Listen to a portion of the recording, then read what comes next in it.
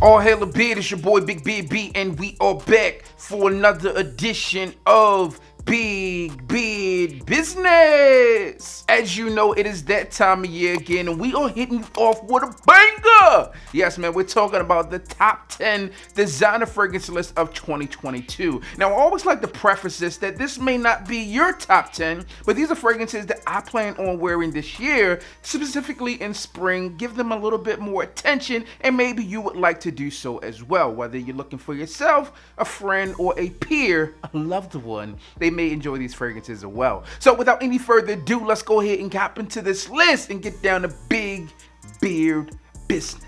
Now, the first fragrance I want to talk about today is not one that you would traditionally think of when it comes down to spring fragrances, but as we are just a few weeks away from spring, this fragrance still is very relevant today. So therefore, it's on my list, and it would not have been on my list in Florida. The fragrance that I'm talking about comes from Armani, and this one is Armani Stronger With You Freeze. Now, as I mentioned, there is a few weeks until the official start of spring, and there's snow on the ground right now. It's very cold. I got my heat on. And I think this is a fragrance that's going to be very good for that transitional wear. Now, the House of Armani states that this fragrance is a contemporary fragrance that has this unique freshness, and I would have to agree with that. It's a very inoffensive scent, and it's filled up with notes that you would expect within this A Stronger With You lineup. I enjoy their whole lineup here, but this fragrance really does work for me as a transitional scent. Still works in that cooler weather, but can also transition into the warmer weather without being extremely hot. So Stronger With You Freeze is on my list today. Next on the list, we have a fragrance from a house that I really enjoy, but this fragrance is not in line with what I know this house for. When I think of him, I think of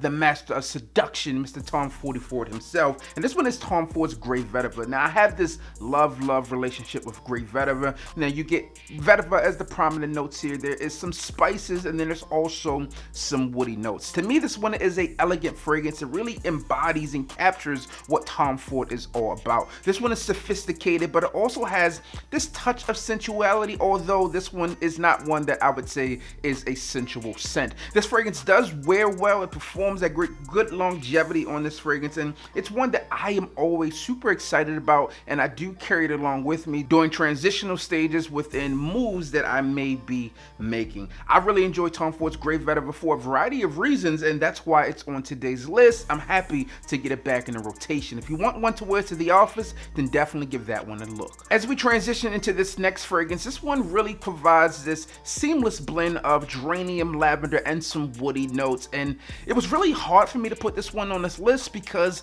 I like to really transition between different fragrances within this flanker series as I do this list, and this time this one is in the rotation. The fragrance comes from the house of Prada, part of the Prada Lunarosa series, and this one is Prada Lunarosa Carbon. Now, Carbon is a 2017 release, and I have to admit I was blown away with it once it released. In fact, when I talked about this fragrance early on, I told you not to buy Dior Sauvage, but to buy this one instead. It had a similar vibe to Dior Sauvage, but to me, it was more refined before the EDP and the Parfum came out, but it also had a cheaper price point. The fragrance does work, and it smells really good, and does work in a professional environment, casual wear, and I don't really think you can go wrong with this. Now, if you leave it up to Prada, they're gonna say there is a sensuality here within this fragrance, and it might be like Gucci Man, but I think that this is something that can have a touch of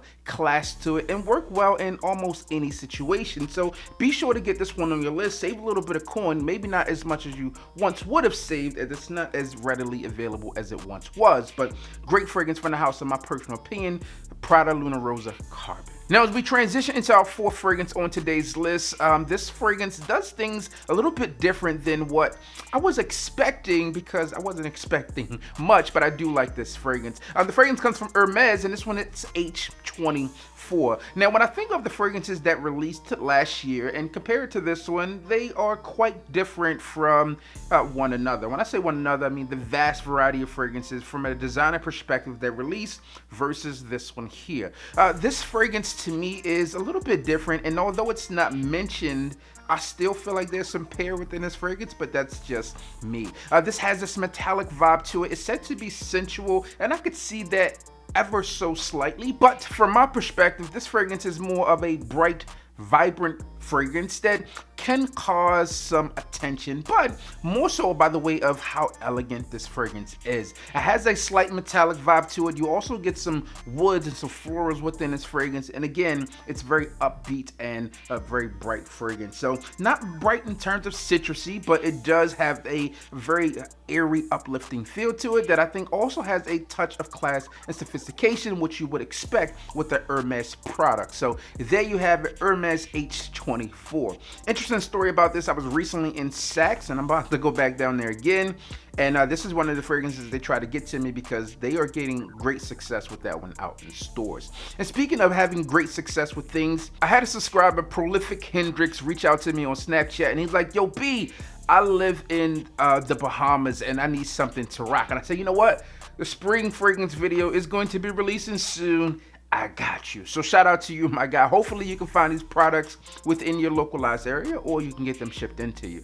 This next fragrance is one that you would likely have to have shipped into you because it's not readily available here in the States, but it's an amazing fragrance that makes my spring list every year. The fragrance comes from the house of Dior, and this one is Dior Homme.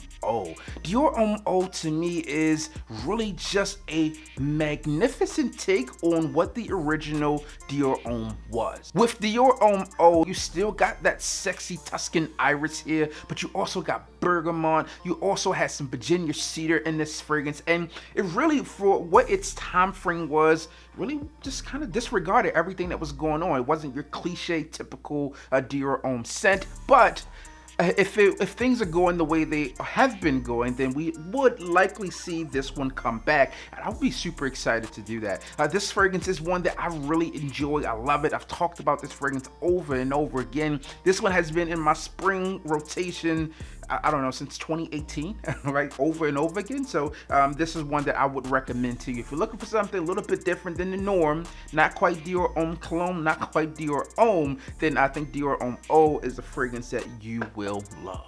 Now, as we transition into our midway point on today's list, I would have to apologize to this fragrance because it's one that I've turned my back on, and it's one that I did love and still do love, but I don't wear as much as I once did, but this is going to change this year. This fragrance comes from Versace, and this one is Versace Man Eau Fraiche. Now, I've had so many bottles of this fragrance over the years that I really can't count it. When I think of Versace Man Eau Fraiche, what comes to mind to me is citrus, woods, spice, also synthetic. All right, I know some people I think of synthetic. Synthetic is there as well, but it comes together in a way in the fragrance that I really do love. Now, what I will say over the years, at least with the bottle that I've had, I've learned to become easy on the trigger with this one. I've told a story in the official review on this one about a guy like filling up this whole floor of this car center I went to visit one day, man, and it was like strong. So be easy on the trigger with this fragrance, but I do feel that this fragrance still has a place to be worn in today's world, and this fragrance is quite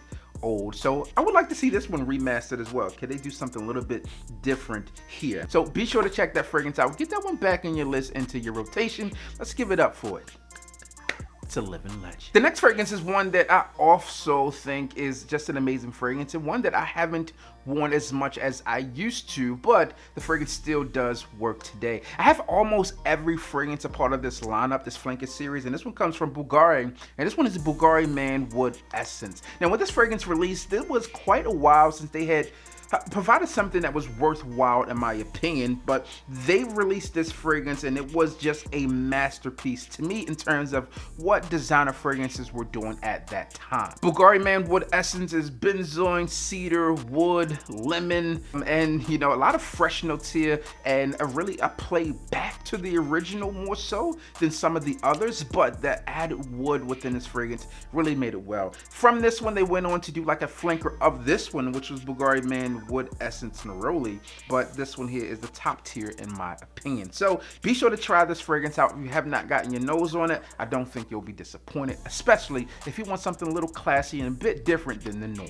And as we transition to the final three fragrances, this fragrance is also different from the norm, but it's a part of my normal spring rotation because it is that dope. And I feel like I was one of the few people who truly had an appreciation for this fragrance. Now, I have to preface reference, this fragrance is now discontinued, but you can still find it from time to time, de temps en temps. This one is not a popular fragrance from the house of Valentino, but it is a good fragrance from the house of Valentino, and this one is Valentino Uomo Aqua. Now, Valentino Uomo Aqua does very similar to what you would expect from a Valentino Uomo fragrance, that you do have the iris there, you do have citrus there, but you also have some added notes that aren't as common within fragrance, like the note of tomato and basil. But, well, basil is common, but tomato, not so much.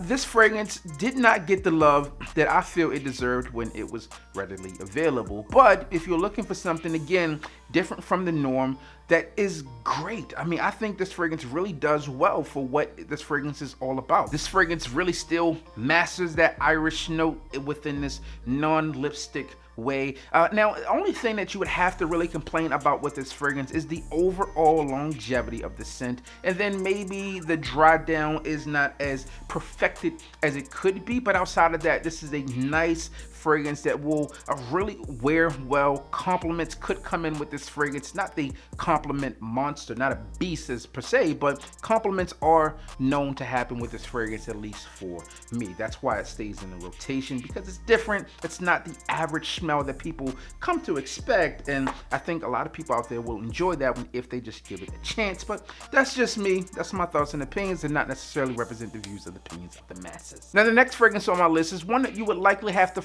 visit a discounter to find, but I think it is worth it, and it's not as cheap as it once was, because I think people are coming around to determining how good this fragrance was. This fragrance is a Dominique Ropion creation. This comes from the house of YSL, and this one is YSL L'Homme Ultime, the ultimate L'Homme, so to speak. And in my opinion, it's one of the best, if not the best, L'Homme fragrance out there. I said it, don't at me.